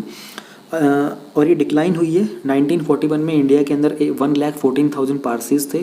2011 के अंदर सिर्फ 57,264 पारसीज रह गए थे, तो इनकी पॉपुलेशन में डिक्लाइन देखने को मिला था। तो इसी को ध्यान में रखते हुए जियो पारसी स्कीम लॉन्च की गई थी। नोटिफाइड माइनॉरिटी के अंदर इंडिया में और भी बहुत सारी कम्युनिटीज़ हैं। सिख है, क्रिश्चियन है, बुद्धिस्ट है, पारसी, जैन, मुस्लिम, ये सारे के सारे नोटिफाइड माइनॉरिटीज़ हैं इंडिया के अंदर। जियो पारसी स्कीम को 2013 में लॉन्च किया गया था। इसका एम था कि किस तरीके से ये पारसी कम्युनिटी जो डिक्लाइन हो रही है इसको रोक दिया जाए। इसके 3 कंपोनेंट्स हैं: advocacy component, health of the community component और मेडिकल कंपोनेंट। स्कीम ने अडॉप्ट किए थे कुछ साइंटिफिक प्रोटोकॉल और स्ट्रक्चर्ड इंटरवेंशंस किया था इन पॉपुलेशन को स्टेबलाइज करने के लिए। कुछ रीज़न बताए गए थे नेशनल कमीशन फॉर माइनॉरिटीज़ के द्वारा कि इनकी पॉपुलेशन डिक्लाइन क्यों कर रही है। लेट मैरिज और नॉन मैरिजेस, अच्छा, fertility decline, emigration, out marriage. एक मैं आप लोगों से एक बात शेयर करना चाहता हूँ। मेरी एक दोस्त ने मुझे बताया था ये, जैसे आजकल की बात अगर 2020 के हिसाब से अगर हम देखते तो लेट मैरिज का एक कॉन्सेप्ट बहुत चल रहा है कि शादी थोड़ा लेट करेंगे। अगर हम आमतौर पे देखते हैं जो प्रीवियस जनरेशन रही है हमारे पेरेंट्स वाली, ठीक है, उसके अंदर शादी वही 18, 20, 22, 23 की एज तक जनरली हो जाती थी। अभी जो जनरेशन है वो 25 तक पहुंच गई और बल्कि 25 से आगे जा चुकी है। सो पीपल आर प्रेफरिंग, क्योंकि एक तो एकेडमिक्स का लोड हो जाता है। पीपल आर ऑलवेज थिंकिंग कि करियर में सेटल हों, फिर 2-4 साल थोड़ा अर्न करें, सेव करें, and then they want to get married. इसका एक बहुत बड़ा नुकसान है, पता है क्या? एक छोटा सा मैं समय लूँगा आप लोगों का, 1 मिनट का, ज़्यादा नहीं। देखो, अगर मान लो आप 28 के हो, एक एग्जांपल लेते हैं सिचुएशन, ठीक है, आप अपने आसपास में कैलकुलेट करना। इफ़ यू आर 28 ना, यू गेट मैरिड एट 28। अब ये तो है नहीं कि 28 को तो 29 की एज पे you will have a kid, you will have a baby, you will take at least 2-3 years ना। तो मान के चलते हैं आप 2 साल के थे, तो 2 साल का 3 साल का आपने गैप ले लिया, तो by the time you are 30 you are having a kid, ठीक है। 30 साल की उम्र का अंदर आपका एक बच्चा है। अभी आपकी शादी किस उम्र में हुई है? 28 में हुई है, ध्यान रखना। और आपका जो बच्चा है, जब आप 30 साल के हो तो आपका बच्चा कितने का है? उसका जन्म हुआ है जब आपका बच्चा 28 साल का होगा, तब आपकी उम्र क्या होगी? 58, 60 मान के लेते हैं। और इस बात की क्या गारंटी है कि आपका जो बच्चा होगा, the baby you will be having, वो 18 में शादी करेगा, 20-22 में, 25 में, 28 में, 30 में, उसके बाद करेगा। तो by the time you are 60 you can assume कि your child would be turn almost 30, तब जाके उसकी शादी होगी, which is a very wide gap. ये बहुत बड़ा वाइड गैप है। अलॉन्ग विद दिस, इसका साइंटिफिक रीज़न और चीज़ों में बता देता हूँ आपको। ये जो फर्टिलिटी डिक्लाइन है ना, ये भी कहीं ना कहीं इसी से कनेक्टेड है। गायनेकोलॉजिस्ट के अगर पास आप जाते हैं, आप उनसे बात करेंगे ना, तो they can definitely tell you females की हेल्थ जो होती है ना, फर्टिलिटी, फीमेल की फर्टिलिटी, वो आफ्टर 26-27 ना थोड़ी सी डिक्लाइन की तरफ आती है, थोड़ा डिक्लाइन देखने को मिलता है। And after 30 if you are having a kid ना, जनरली उस जीन के अंदर कुछ ना कुछ डिफेक्शन देखने को मिलता है। ये मैं नहीं कह रहा हूँ, मुझे मेरे बहुत ही समझदार दोस्त ने बताया, उन्होंने खुद इस चीज़ पे काम किया थोड़ा बहुत, ठीक है। तो आप खुद इस बात पे थोड़ा रिसर्च कीजिए। इंडिया के अंदर एट दिस मोमेंट जो देखा जा रहा है, 25 तक की एज में if the person is getting married, that is consider very suitable time for getting married. तो एक एडिशनल बात थी जो मैं आपसे ऐसी करते करते टॉपिक आ गया तो बात कर ली। तो हम लोग देख रहे थे कि पारसी कम्युनिटी का जो डिक्लाइन देखने को मिल रहा है वो क्यों मिल रहा है। लेट शादियाँ हो रही है, फिर शादियाँ हो ही नहीं रही है, फर्टिलिटी डिक्लाइन हो रहा है, इमिग्रेशन हो रहा है, आउट मैरिजेस हो रही हैं, सेपरेशन और डिवोर्सेज हो रही हैं। ये सारे मेजर रीज़न बताए गए थे। पारसीज के बारे में देख लेते हैं। ज़ोरेस्ट्रियंस भी बोल सकते हो आप इनको, ठीक है। ईरान से, एंशियंट ईरान से लोग बिलोंग करते हैं, ठीक है। और जो ज़ोरेस्ट्रियन का जो ये कॉन्सेप्ट है, इसको स्टार्ट किया था प्रॉफिट ज़ोरेस्टर ने, या फिर ज़राथुस्त्रा, ठीक है। ये एमिग्रेट किया था इन्होंने इंडिया, क्योंकि वहाँ पर इनका रिलीजियस परसिक्यूशन हो रहा था मुस्लिम्स के द्वारा 8th सेंचुरी के अंदर। मेजरली ये लोग मुंबई में रहते हैं, पाकिस्तान के कराची में भी देखने को मिलेंगे, बेंगलुरु के कर्नाटका में भी देखने को मिलेंगे। 10.29 multi cellular animal without mitochondrial DNA. तो रिसर्चर्स को एक ऐसा मल्टी सेलुलर एनिमल मिला है जिसके पास माइटोकॉन्ड्रियल डीएनए नहीं है। ये जो ऑर्गेनिज्म है, इसका नाम आप ये सिर्फ ये याद रख लेना, सेलमिनीकोला, ठीक है ना। एक माइक्रोस्कोपिक पैरासाइट है जो नॉन ऑक्सीजन ब्रीदिंग एनिमल है। तो अभी तक का ये ओनली एनिमल है, एग्जिस्ट करता है, जो ब्रीद करने के लिए इसको ऑक्सीजन की ज़रूरत नहीं पड़ती हैगी, ठीक है। एक प्रोसेस हुआ है इसके अंदर, एनिमल के अंदर, डीवोल्यूशन का। तो इसने जो अननेसेसरी जीन्स थे ना, जहाँ पर एरोबिक रेस्पिरेशन की ज़रूरत थी, एरोबिक रेस्पिरेशन मतलब जहाँ पर ऑक्सीजन चाहिए होती है, अनएरोबिक होता है वहाँ पर ऑक्सीजन नहीं चाहिए होती है, तो इसने वो वाले सारे के सारे जो अननेसेसरी जीन्स है ना उन सबको शेड कर दिया है, जिसके कारण ये बहुत ही सिंपल ऑर्गेनिज्म बन गया अपने आप में। दिस मच इज़ इनफ, ऊपर का सब यूजलेस था उसमें। 5G हैकाथॉन, ठीक है। 5G हैकाथॉन का एम है कि शॉर्टलिस्ट करना इंडिया का फोकस्ड कटिंग एज आइडियाज़, जिनको हम फ्यूचर में कन्वर्ट कर सकते हैं वर्केबल 5G प्रोडक्ट्स के अंदर और उनके सॉल्यूशंस में। डिपार्टमेंट ऑफ टेलीकम्युनिकेशन ने ऑर्गेनाइज किया है इसको, एसोसिएशन किया है government, academia, industry stake holder के साथ में। ये कन्वर्ट करता है इनोवेटिंग आइडियाज़ को प्रोडक्ट्स के अंदर और सॉल्यूशंस को डिफरेंट वर्टिकल्स में, और इंडिया का जो स्पेसिफिक यूज़ केसेस हैं 5G के उनको डेवलप करने के लिए। ये सभी developer, student, startup, small medium enterprise, academic institution, registered companies, Indian INRI, हर एक के लिए ओपन है ये हैकाथॉन। ओके, इसको ऑर्गेनाइज किया जाएगा इंडिया मोबाइल कांग्रेस के साथ न्यू दिल्ली में। India mobile Congress largest digital technology forum है साउथ एशिया का। इसको ऑर्गेनाइज किया जाता है DOT के द्वारा और जो सेल्यूलर ऑपरेटर एसोसिएशन है इंडिया का उनके द्वारा। Coalition for the epidemic preparedness innovation, CEPI। अब ये हुआ तो फरवरी की न्यूज़ है, पर देखोगे तो अभी समझ में आ जाएगा। ग्रुप ऑफ साइंटिस्ट हैं CEPI के ऊपर, उन्होंने आपस में मिलकर बात की कि जो नोवल कोरोना वायरस है, उस टाइम पे ये कोरोना वायरस स्टार्ट हो रहा था, फरवरी का टाइम था ये, ठीक है। तो उन्होंने कहा कि इन सब के ऊपर मिलकर इसकी वैक्सीन के लिए काम करेंगे।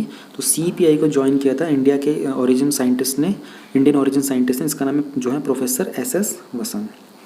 CEPI एक इनोवेटिव ग्लोबल पार्टनरशिप है, public private philanthropic civil society organization है। फिलेंथ्रोपिक का मतलब समझ लो, बाकी सब आपको समझ में आ गए होंगे।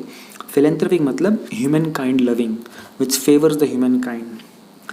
CEPI का काम है कि जो वैक्सीन है, जो भी आने वाली एमर्जिंग इन्फेक्शियस डिसीजेज़ हैं, उनके लिए वैक्सीन के डेवलपमेंट को एक्सेलरेट करना।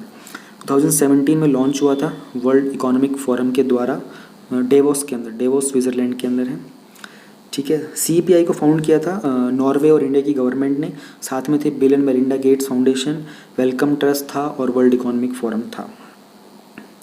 इसके बारे में अभी इतना ही है। वैसे इसका ये देख सकते हैं कि इसका जो फोकस होता है उन डिजीज़ के ऊपर होता है जिनके फ्यूचर में पैंडमिक क्रिएट करने के चांसेस ज़्यादा होते हैं। अभी जो इनकी प्रायोरिटी है पैथोजेंस की, उसमें MERS है जो कि मिडल ईस्ट का रेस्पिरेटरी सिंड्रोम है, लस्सा है, निपाह, चिकनगुनिया और रिफ्ट वैली फीवर, इन सब पे इनका भी फोकस है फिलहाल। नेक्स्ट भी है Bhaskaracharya institute of space application and geo informatics, BISAG, ठीक है। बाइसेग वर्ड से देखेंगे इसको। कैबिनेट ने अप्रूव किया है कि बाइसेग को अब बाइसेग N में कन्वर्ट कर दिया जाए, और ये किसके अंडर आ जाएगा अब, मिनिस्ट्री ऑफ इलेक्ट्रॉनिक्स और इन्फॉर्मेशन के अंदर। तो ये क्या है, किसको प्रमोट किया जा रहा है? बाइसेग एक स्टेट एजेंसी है जो कि गुजरात के department of science and technology के अंदर आती है। अब इसको एक ऑटोनॉमिक साइंटिफिक सोसाइटी बना दिया जाएगा अंडर गवर्नमेंट ऑफ इंडिया, ठीक है। बाइसेग का काम है कि गवर्नमेंट डिपार्टमेंट के साथ क्लोजली एसोसिएट होकर काम करना, ताकि जो यूज़ होता है स्पेशल और जियो स्पेशल टेक्नोलॉजीज़ का किसी भी तरह की डेवलपमेंटल एक्टिविटीज़ के लिए, जहाँ पर हम एग्रीकल्चर की बात कर रहे हैं, लैंड वाटर यूज़ की, मैनेजमेंट की, वेस्ट लैंड की डेवलपमेंट की, फॉरेस्ट्री डिजास्टर की, उन सब के ऊपर, उन टेक्नोलॉजीज़ के ऊपर काम करना। अभी ये स्पेशल और जियो स्पेशल टेक्नोलॉजीज़ क्या होंगी? स्पेशल का मतलब होता है कि पर्टिकुलर स्पेस की जब आप बात कर रहे हो, और जियो स्पेशल का बात होता है जब किसी जोग्राफिकल लोकेशन की आप बात कर रहे होते हो। एलिवेशन जो हुआ है बाइसेग का, ये इसलिए किया गया है ताकि इसकी एफिशिएंसी और इनोवेशन जो है सर्विसेज में, उन सबको मेंटेन किया जा सके। बेसिक सी अंडरस्टैंडिंग है। नेशनल साइंस डे थीम जो है 2020 की वो थी women in science. Government of India ने डेजिग्नेट किया था 28 फरवरी नेशनल साइंस डे को 1986 में, ठीक है। और जो थीम है ये बेस्ड है कि साइंस कम्युनिकेशन एक्टिविटीज़ जो पूरी कंट्री के अंदर एग्जीक्यूट की जाती हैं। हर साल इसे हम 28 फरवरी को मनाते हैं। अब देखो, ठीक है, हाँ, कमेमोरेट करते हैं discovery of the Raman effect, ठीक है। सर CV रमन के द्वारा रमन इफेक्ट दिया गया था, और उनको इसी चीज़ के लिए 1930 में नोबेल प्राइज़ भी मिला था। इसकी जो नोडल एजेंसी है वो NCSTC है, उसकी फुल फॉर्म है national council for science and technology communication, department of science and tech के अंदर आती है। तो ये सारा का सारा इसमें एग्जीक्यूट करना, सपोर्ट करना, कोई भी सेलिब्रेशन होती है नेशनल साइंस डे की, उसको कोऑर्डिनेट करने का काम सारा का सारा ये NCSTC करती है। नेशनल डी वार्मिंग डे भी रिसेंटली 10th राउंड हुआ था नेशनल डी वार्मिंग डे का, इसको मिनिस्ट्री ऑफ हेल्थ और फैमिली वेलफेयर ने कंडक्ट किया गया था। नेशनल डी वार्मिंग डे हम लोगों ने 2015 में लॉन्च किया था, हर एक चाइल्ड को वॉर्म से फ्री कर सकें। एक वॉर्म होता है, एक छोटा सा कोई कीड़ा कह सकते हो आप, जो हमारे इंटेस्टाइन्स वगैरह के अंदर मिलता है, तो उसके रिगार्डिंग कुछ वैक्सीन्स वगैरह डेवलप की गई हैं जिससे हर एक की बॉडी को उससे फ्री कर दिया जाए। तो उसी को हम लोग national D warming day celebrate करते हैं। WHO के मुताबिक 241 मिलियन चिल्ड्रन जिनकी एज 1 से 14 है, उनके ऊपर एक रिस्क होता है कि जो पैरासिटिक इंटेस्टिनल वॉर्म है ना इंडिया के अंदर, जिसको हम STH भी बोलते हैं, सॉइल ट्रांसमिटेड हेलमेंट्स, ये इनका खतरा है उनको। तो इस कैंपेन के पार्ट होते हुए जो बच्चे और एडोलसेंट्स हैं 1 से 19 साल के, उन सबको एडमिनिस्टर करते हैं एल्बेंडाजोल से। ये 400 मिलीग्राम की कोई एक ट्रीटमेंट है, गवर्नमेंट के द्वारा होता है, गवर्नमेंट एडेड स्कूल्स में, आंगनवाड़ी में, प्राइवेट स्कूल में, बाकी एजुकेशनल इंस्टीट्यूशंस के अंदर। पहला राउंड जो है NDD का वो कंडक्ट किया गया था 10 फरवरी को, किया जाता है 10 फरवरी को हर साल। बाई एनुअल राउंड होता है, ठीक है ना, डी वार्मिंग का साल में 2 बार होता है। रिकमेंडेड उन स्टेट्स के अंदर, मतलब ऐसे जो स्टेट्स है जहाँ पर इसका प्रेवलेंस बहुत ही ज़्यादा है, मोर देन 20%, वहाँ पर साल में इसको 2 बार किया जाता है। सॉइल ट्रांसमिटेड हेलमेंट एक इंटेस्टिनल वॉर्म है जो ह्यूमन बींग्स को इन्फेक्ट करता है, ठीक है। कंटेमिनेटेड सॉइल से ट्रांसफ़र होता है ये जनरली ऐसे एरियाज़ में मिलेगा जहाँ पर वार्म और मॉइस्ट क्लाइमेट होते हैं, सैनिटेशन और हाइजीन बहुत ही पुअर होता है, ठीक है। इंक्लूडिंग जो वार्मर मंथ्स होते हैं, गर्म जो महीने होते हैं गर्मी के, वहाँ पर कुछ टेम्परेट जोन में आपको देखने को मिलेगा। Purified terephthalic acid PTA, recent budget के अंदर गवर्नमेंट ने एबॉलिश कर दिया है जो एंटी डंपिंग ड्यूटी लगाई जाती थी PTA के इंपोर्ट के ऊपर, ठीक है। यानी कि इंपोर्ट करते थे ना हम दूसरी कंट्री से लेके आते थे PTA को, तो उसके ऊपर एक एंटी डंपिंग ड्यूटी लगाई जाती थी, उसको गवर्नमेंट ने हटा दिया है। तो PTA एक रॉ मटेरियल होता है जिसको हम लोग बहुत सारी चीज़ों के लिए काम करते हैं, मैन मेड फैब्रिक्स के लिए, जैसे पॉलिस्टर के स्टेपल फाइबर बनाने के लिए, स्पन यार्न के लिए। तो पॉलिस्टर प्रोडक्ट के अंदर तकरीबन 70 से 80% इसका यूज़ हो रहा होता है। इसकी प्रॉपर्टीज़ को ध्यान में रखते हुए, ठीक है, इसका एक वेदरिंग रेजिस्टेंस होता है, स्ट्रेंथ है, फ्लेक्सिबिलिटी होती है। PTA का जो यूजेज है वो बहुत सारे एरियाज़ में इंक्रीज़ करता जा रहा है, ठीक है, फूड में, बेवरेजेस में, इलेक्ट्रॉनिक्स में, इंडस्ट्रियल फाइबर के अंदर। तो इसके ऊपर जो एंटी डंपिंग ड्यूटी थी उसको हटाने के बाद क्या होगा, इसके जो रिसोर्स कंट्रीज़ हैं, कहाँ से आता था, China, Taiwan, Malaysia, Indonesia, Iran, Korea, Thailand, ठीक है ना। अब उन्होंने इसको पर 1000 kg में इसके ऊपर $30 का इतना चीप हो गया है। 1000 kg के ऊपर $30 पर 1000 kg थोड़ा चीप हो गया, इतनी ड्यूटी लगती थी पहले। इससे फ़ायदा होगा हमारे टेक्सटाइल सेक्टर को, उनको एक ग्लोबल लेवल के ऊपर कॉम्पिटिटिव इंडस्ट्री बनने का मौका मिलेगा। 4-fold जंप देखने को मिला था जो लिथियम आयन की बैटरीज़ का इंपोर्ट हुआ है 2016 तक। गवर्नमेंट ने रिप्लाई किया था लोकसभा के अंदर कि इंडिया ने अपना जो इंपोर्ट लिथियम आयन बैटरीज़ का उसको 4 टाइम इंक्रीज़ कर दिया है, ठीक है, मोर देन ट्रिपल टाइम्स। 2016 से 18 का जो इंपोर्ट पूरा बिल था, इंडियन मैन्युफैक्चर हैं वो लिथियम आयन बैटरीज़ को चाइना, जापान, साउथ कोरिया से इंपोर्ट करते हैं, और around 450 million lithium ion batteries हैं। 2019 तक हम लोगों ने इनको इंपोर्ट किया था। इनकी जो कॉस्ट है 2016 में थी 2600 करोड़ और 2019 में 6500 करोड़। इंडिया के द्वारा क्या स्टेप्स लिए गए हैं इस चीज़ को लेकर, यूनियन कैबिनेट ने 2019 में एक प्रोग्राम अप्रूव किया था, national mission on transformative mobility and battery storage, NITI Aayog के अंदर, ताकि हम लोग क्लीन, कनेक्टेड, शेयर्ड, सस्टेनेबल और हॉलिस्टिक मोबिलिटी के इनिशिएटिव्स एग्जीक्यूट कर सकें। इसरो ने भी कमर्शलाइज़ किया है इंडिजिनियसली, जो हम लोगों ने डेवलप किया इंडिया की तरफ से लिथियम आयन बैटरी की टेक्नोलॉजी को, और उन्होंने 14 कंपनीज़ को सेलेक्ट किया है इसके ट्रांसफ़र के लिए, इनको टेक्नोलॉजी ट्रांसफ़र कर दी है। सेंट्रल इलेक्ट्रोकेमिकल रिसर्च इंस्टीट्यूट जो है, जो कि CSIR के अंडर आता है, और राशि सोलर पावर प्लांट लिमिटेड, इन्होंने एक MOU साइन किया, मेमोरेंडम ऑफ एग्रीमेंट बोल दो, मेमोरेंडम ऑफ अंडरस्टैंडिंग बोल दो, कि जिस तरीके से ये ट्रांसफ़र करेंगे टेक्नोलॉजी इंडिया की पहली लिथियम आयन बैटरी के प्रोजेक्ट की। 2018 में इन्होंने ये साइन किया था। ये पता नहीं इतना इंपॉर्टेंट है या नहीं है, आई डोंट थिंक सो। अब एक इंटरनेशनल कॉन्फ्रेंस हुई है, नाम लंबा है, ध्यान से सुनना।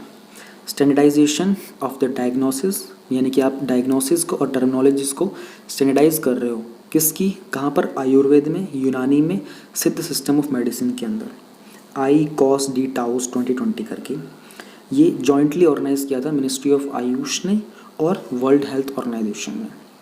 ऑब्जेक्टिव क्या है कि जो कमिटमेंट है इंटरनेशनल क्लासिफिकेशन ऑफ डिजीज़ की ICD-11 की, उसका इम्प्लीमेंटेशन हो और जो सप्लीमेंट्री चैप्टर है उसका डेवलपमेंट हो, ताकि उन बहुत सारी डिजीज़ ऐसी होती है जहाँ पर हम लोग ट्रेडिशनल मेडिसिन से उनका डायग्नोसिस कर सकते हैं। ICD-11 में 16 कंट्रीज़ हैं जिन्होंने इस कॉन्फ्रेंस में पार्ट लिया था। तो सबके नाम क्या याद रखोगे यार, इतने तो नाम याद रखने का कोई फ़ायदा भी नहीं है, बस जान लो कि 16 कंट्रीज़ हैं। आउटकम क्या है, इसके बाद हम लोगों ने अडॉप्ट किया था new Delhi declaration on the collection and classification of traditional medicine diagnostic data. ये एक याद करने की चीज़ है कि हम लोगों ने अडॉप्ट किया था। और फिर हमने एम्फोसाइज़ किया, मतलब फोकस किया है कि हमारी जो कमिटमेंट है ऑफ सारी कंट्रीज़ ने, कि किस तरीके से वो ट्रेडिशनल मेडिसिन को ये हेल्थ केयर का एक सिग्निफिकेंट एक इम्पॉर्टेंट पार्ट बनाएंगे। इंटरनेशनल क्लासिफिकेशन ऑफ डिजीज़ क्या है, ये एक इंटरनेशनल स्टैंडर्ड होता है डिजीज़ के रिपोर्ट करने का, हेल्थ कंडीशंस की रिपोर्टिंग का। एक डायग्नोस्टिक के क्लासिफिकेशन का स्टैंडर्ड होता है सभी क्लिनिकल और रिसर्च पर्पसेस के लिए। ICD डिफाइन करता है universe of disease, disorders, injuries और बाकी हेल्थ रिलेटेड कंसर्न्स को, जो कि एक बहुत ही कॉम्प्रिहेंसिव और हायरार्किकल फैशंस के अंदर लिस्टेड हैं। ICD को मेंटेन करता है WHO। ICD-11 11th रिवीजन है इस बार, जो 11 का मतलब 11th टाइम रिवीजन हुआ है ICD का, जिसमें कुछ नेसेसरी टर्मिनोलॉजिकल और ऑन्टोलॉजिकल एलिमेंट्स हैं और उनका किस तरीके से डिजिटल हेल्थ के अंदर सीमलेस यूज़ किया जा सकता है। ट्रेडिशनल मेडिसिन क्या होती है? ट्रेडिशनल मेडिसिन रेफ़र करती है नॉलेज, स्किल और प्रैक्टिस जो कि इंडिजिनस एक्सपीरियंसेस के ऊपर बेस्ड होती है, जिसको हम लोग यूज़ करते हैं हेल्थ को मेंटेन करने के लिए, फिजिकल और मेंटल इलनेस को ट्रीट करने के लिए। ट्रेडिशनल मेडिसिन को ही हम लोग टर्म देते हैं ऑल्टरनेटिव या फिर कॉम्प्लीमेंट्री मेडिसिन। ट्रेडिशनल मेडिसिन की जो कंडीशंस होती हैं, पहले ये ICD का पार्ट नहीं थी, ठीक है। UNESCO world heritage site Jaipur, recently UNESCO ने जो world heritage site city certificate होता है वो जयपुर को हैंडओवर कर दिया था। जुलाई 2019 के अंदर जयपुर, जिसको हम पिंक सिटी ऑफ इंडिया बोलते हैं, इसको यूनेस्को ने वर्ल्ड हेरिटेज साइट डिक्लेयर कर दिया था। ये एक फोर्टिफाइड सिटी है जयपुर की। 1727 के अंदर जो कछवाहा राजपूत के रूलर थे अंबर और सवाई राजा मानसिंह II, उन्होंने इसको फोर्टिफाई किया था, फाउंड किया था। It was established on the plain and built according to a grid plan, यानी कि सिर्फ एक समतल ज़मीन के ऊपर इसको प्लान किया गया था और एक बहुत ही ग्रिड प्लान था, ग्रिड के अकॉर्डिंग से बनाया गया था, जो कि वैदिक आर्किटेक्चर के अंदर मेंशन है। कभी तुम लोग वैदिक आर्किटेक्चर के बारे में पढ़ोगे ना, तुम हैरान रह जाओगे कि वर्ल्ड में कहीं ऐसा आर्किटेक्चर मेंशन ही नहीं होता। इतने डीप और इतने इंटेंसिफाइड लेवल के आर्किटेक्चर होते हैं वो, लेकिन कुछ समझ पाना थोड़ा सा कठिन होता है। तो पहले के लोग सही से समझ पाते थे, आजकल के लोग उसको इग्नोर करते हैं। हम लोग मॉडर्न आर्ट जैसी चीज़ों को, कंटेम्प्रेरी जो आर्किटेक्चर होता है उसको ज़्यादा प्रेफरेंस देते हैं, which looks very interesting but it doesn't have that appeal. आप कभी राजस्थान में जाते हो ना, आपको कोई महल वगैरह देखने को बड़ा सूदिंग लगता है, आपका मन करता है कि यार ये महल कितने सही हैं, खुले खुले हैं, उनकी खिड़कियाँ, उनकी छतें, उनके दरवाजे, हर चीज़ को बहुत दिमाग से बनाया जाता था। आजकल के टाइम में उन चीज़ों को एक कंफर्ट के जोन से देख के बनाया जाता है, पहले की चीज़ों को साइंटिफिक तरीके से बनाया जाता था, ठीक है। तो जो जयपुर का जब इंक्लूजन हुआ था वर्ल्ड हेरिटेज साइट के अंदर, तो इंडिया के अंदर टोटल नंबर ऑफ साइट्स हैं वो 37 से इंक्रीज़ होकर 38 टोटल हो चुकी हैं। अभी करंटली हमारे पास 38 इन वर्ल्ड हेरिटेज साइट्स हैं, ठीक है। वर्ल्ड में जो मैक्सिमम किसी कंट्रीज़ में है वो चाइना और इटली के अंदर है। चाइना इटली दोनों में 55 हैं। तो इंडिया में भी 30 कल्चरल साइट्स हैं, 7 नेचुरल हैं और एक मिक्स साइट है। अहमदाबाद इंडिया की पहली सिटी थी जिसको वर्ल्ड हेरिटेज साइट का स्टेटस मिला था 2017 में। तो सिर्फ 2 ही सिटीज़ हैं अभी तक, अहमदाबाद और जयपुर। सूरजकुंड का इंटरनेशनल क्राफ्ट मेला वर्ल्ड का लार्जेस्ट क्राफ्ट मेला है। ये ऑर्गेनाइज होता है 1987 से होता आ रहा है। यहाँ पर हम लोग हैंडीक्राफ्ट, हैंडीलूम और कल्चरल हेरिटेज दिखाते हैं। फरीदाबाद का जो सूरजकुंड एक एरिया है हरियाणा में, वहाँ पर इसको ऑर्गेनाइज किया जाता है। 34th जो सूरजकुंड इंटरनेशनल क्राफ्ट मेला था, इसमें जो थीम थी, स्टेट थीम होती है इसमें, इस बार की हिमाचल प्रदेश की थीम थी। 2013 से इसके अंदर थोड़ा सा अपग्रेडेशन दिया गया था इसको इंटरनेशनल लेवल के ऊपर। 20 कंट्रीज़ भी इसमें जो पार्टिसिपेट करती हैं। ऑर्गेनाइज़ करने के लिए सूरजकुंड मेला की अथॉरिटी है, हरियाणा टूरिज़्म है, फिर ministry of tourism, textile, culture और एक्सटर्नल अफेयर्स, ये सारे के सारे एडेड होते हैं। नियोलिथिक एज का एक शिवलिंग मिला है, डिस्कवर किया गया था। 18 फुट का है शिवलिंग, जिसको भैरवेश्वरा स्वामी टेम्पल के, जो कि मोपुरू हिलॉक के ऊपर है आंध्र प्रदेश में, वहाँ मिला था ये। बिलीव ये किया जा रहा है कि ये नेचुरली फॉर्म हुआ था, ठीक है, नियोलिथिक एज के अंदर कुछ 3000 से 2800 BC के टाइम पर।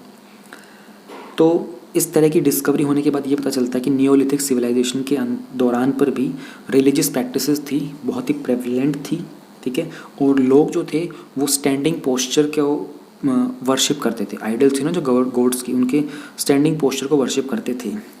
नियोलिथिक एज के बारे में देखते हैं तो नियोलिथिक मतलब नियो मीन्स नया, लिथिक मतलब स्टोन। जैसे हम लोगों ने एक न्यूज़ में हम लोगों ने एक रिसेंटली आर्टिकल पढ़ा था मोनोलिथिक का, हम्पी वाला जो, हाँ हम्पी का जो डेली न्यूज़ में आता ना, उसमें हम लोगों ने मोनोलिथिक पढ़ा था। मोनो मतलब वन, लिथिक मतलब रॉक, एक ही पत्थर से बना हुआ कोई भी स्ट्रक्चर उसको मोनोलिथिक बोलते हैं। नियोलिथिक मतलब क्या, न्यू स्टोन एज। तो इसके बाद आया था पैलियोलिथिक और इससे पहले था ब्रॉन्ज एज। तो इसमें क्या होता था कि टूल्स वगैरह को शेप दी जाती थी पॉलिशिंग के साथ, ग्राइंडिंग से, ठीक है ना। डोमेस्टिकेटेड प्लांट्स और एनिमल्स थे, परमानेंट विलेजेस के अंदर सेटलमेंट था, ठीक है। तो इस तरह के कुछ क्राफ्ट्स वगैरह, पोट्री और वीविंग वगैरह निकल के आए थे। इंपॉर्टेंट नियोलिथिक साइट्स इंडिया में क्या क्या है, वेरी इंपॉर्टेंट। बुरजा होम, ठीक है, गुफकराल कश्मीर में है, चौपानी मंदो यूपी में, ब्रह्मगिरी और टेकलकोटा कर्नाटका में, और चिरंड है बिहार के अंदर। अब हम लोग वो पिक्चर्स का देख लेते हैं एक बार रिवीजन। देखिए कोशिश कीजिएगा जितना आप रिटेन कर सकते हैं ना, प्लीज़ रिटेन कीजिएगा और उसको कमेंट सेक्शन में लिखिएगा, ये आपको सच में हेल्प करेगा। तो ये कुछ पोर्ट्स हैं इंडिया के, ठीक है। हमने इसमें से 2 पोर्ट्स के बारे में बात की थी जहाँ पर किसी को, एक एंटरप्राइज़ को कुछ गाइडलाइंस से एग्जेम्प्ट कर दिया गया था। आप जितना याद कर सकते हैं रिकॉल कीजिए। चाबहार पोर्ट कहीं ना कहीं पिछली वाली इमेज से कनेक्टेड सा ही एक टॉपिक है, ठीक है। नेक्स्ट हम लोगों ने बात की थी कि कुछ आइलैंड नेशंस हैं, मॉरिशियस, सेशेल्स, मालदीव्स, ठीक है, लक्षद्वीप वगैरह, कौन से रीजन के अंदर हैं। हम लोगों ने मालदीव्स के रिगार्डिंग कुछ बात की थी, तो इसलिए ये वाली इमेज है। ये इंडियन एयरफोर्स का है, लाइट कॉम्बैट एयरक्राफ्ट। तो इसके बारे में आप लोगों को जो भी याद आ रहा है आप लिखिए। ये वो बुलबुल है, ठीक है, फ्लेम थ्रॉटेड बुलबुल, और इसी का मैस्कॉट यूज़ किया गया है नेशनल गेम्स के लिए। सेंटर में जो आपको दिख रहा होगा ये मैस्कॉट होता है, एक तरीके से इसका एक स्ट्रक्चर बनाया जाता है जिसको कोई ह्यूमन बीइंग पहनकर उसको सिम्बलाइज करता है। ये जो है वो बुगन लियो चचला जो था ना, एक अजीब सा था जो ईस्टर्न नेस्ट वाले रीजन के ऊपर मिल रहा था, जिसके 20 पेयर सी लेफ्ट हैं, उसके बारे में बात की गई थी। उसके रिगार्डिंग उसका एक कम्युनिटी रिजर्व बनाने की बात की गई थी। ये वो बर्ड है। ये माउंट अकोनकागुआ है जिसकी रिगार्डिंग आपको थोड़ा बहुत याद होगा कि यंगेस्ट गर्ल ने एक समिट किया है इसको, तो इसकी लोकेशन वगैरह आपको मालूम होनी चाहिए। ये वो डोनाकिल डिप्रेशन है जहाँ पर हम लोगों ने बात किया था कि 10 लाख टन के अराउंड सॉल्ट जो है इस एरिया में आपको मिलेगा देखने को। ये है पेंगोलिन, और ये है सूरज कुंड का मेला। हैंडीक्राफ्ट के रिगार्डिंग कुछ बात की थी। जो भी आपको जितना भी याद आ रहा है किसी भी इमेज के बारे में, प्लीज़ उसको कमेंट सेक्शन में लिखिएगा ज़रूर। Thank you very much.